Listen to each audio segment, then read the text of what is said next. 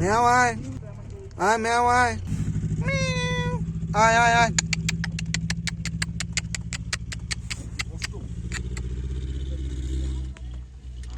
আয় ম্যাও আয় আয় আয় আয় আয় হ্যাঁ আয় আয়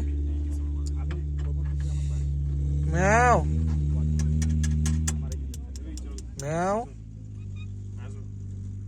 পাহাড়ের লোক এত ভালো হয়, ফলে সেই লোকদের মতো পাহাড়ের কুকুর বিড়ালরাও অত ভালো হয়, ফ্রেন্ডলি হয়। ওরা জানে যে পাহাড়ের অধিবাসী যারা, তারা কুকুর বিড়ালকে মারবে না এবং মারেও না। এই জন্য দেখবেন যে পাহাড়ের মধ্যে কিন্তু অ্যাক্সিডেন্ট, বিভিন্ন রোগ, ওয়েদারের জন্য মানুষের দ্বারা এই ঢিল ছুড়লো, লাঠি দিয়ে মারলো, দা দিয়ে মারলো, এগুলো কিন্তু নেই ক্রুয়েলটি। ফলে আপনি পাহাড়ে আসবেন, খেয়াল করবেন যে পাহাড়ের কুকুর বিড়াল পশুরা এরা খুব ফ্রেন্ডলি হয়।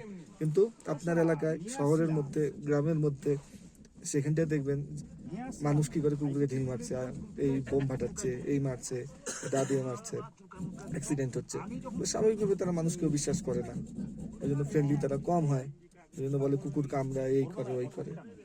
ফলে মানুষের চরিত্র থেকেই, পশুদের মধ্যে তারাও মানুষের থেকে শেখে সেই চরিত্রটা। হ্যাঁ, আর এই যে সবাই বলে যে মূর্খ আছে কিছু, তারা বলে যে কুকুর ছাগল খায়, মুরগি খায়। ছাগল মুরগি খাওয়া ওদেরকে কে শিখিয়েছে? হ্যাঁ, মানুষই তো সেই ছাগল মুরগি খাওয়া শিখিয়েছে তাদেরকে, না? তো এখন আমি বলছি, এখন থাকুন ভ্যালির থেকে। এই যাই হোক, এখানকার দৃশ্যটা আপনাকে দেখালাম। কুকুরও আছে, বিড়ালও আছে। তাই কারা করে, কারা অত্যাচার করে? মানুষরা করে। কারা ছাগল পাঠাকে খাওয়ায়? ছাগল পাঠা, মুরগি, এদের প্রতি এতই যদি ভালোবাসা থাকতো না, তাহলে মানুষরা রাস্তায় ছেড়ে পালতো না তাদেরকে। ও ছাগল পাঠা, গরু, ভেড়া রাস্তায় ছেড়ে ছেড়ে খাবে, আর তার দুধ, দই, মাংস, তার দই বলি কেন, সরি, তার দুধ, তার ডিম, তার মাংস, মুরগির ডিম, এই সমস্ত কিছু সাধারণ মানুষ ভোগ করবে। এটা চলতে পারে না কখনো। মানুষ চালায় ঠিকই, কিন্তু এটা চলতে পারে না। প্রকৃতি তো আছে, প্রকৃতি ঠিকই বদলাবে। হ্যাঁ, এই যে প্রকৃতির মধ্যে বসে আছি আমি, ওই যে দেখুন,